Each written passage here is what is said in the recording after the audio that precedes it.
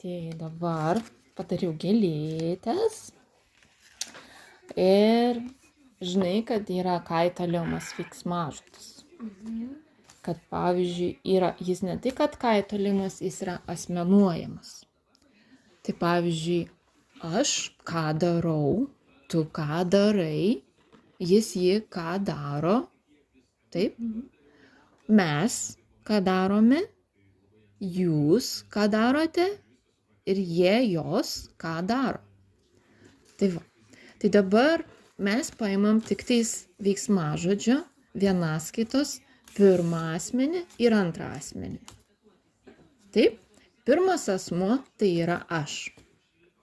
Aš ką veikiu, ką darau, ar ne? O antras asmuo yra tu. Ką tu darai? Ir veiki. Nu, aš laikau, taip, gerai. Tai lapuką priklijuosim čia, ne? Va taip va. Taip, manai, taip, manai. Dar yra veiksmažodžio bendratis. Bendratis tai jo pagrindinė pradinė forma. Tai manai, kaip tu manai, kokia yra pradinė forma? Kaip jeigu darau, tai yra daryti pradinė forma. Tai manai, kokia būtų pradinė forma? Manyti. Laikau būtų Laikyti. teisingai.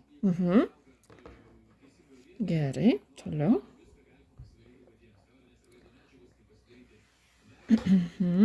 Taip, lakstai. Lakstyti. Lakstyti, gerai. Lakstau. Lakstau, taip. Lakstau. Jau lakstyti tas pats. Tik tais, vat mes asmenuojam lakstyti. Manau. Taip, manau. Rašai. Ir rašai. Taip, nes tu, ar ne? Gerai, dabar jau susiklijuojam viską.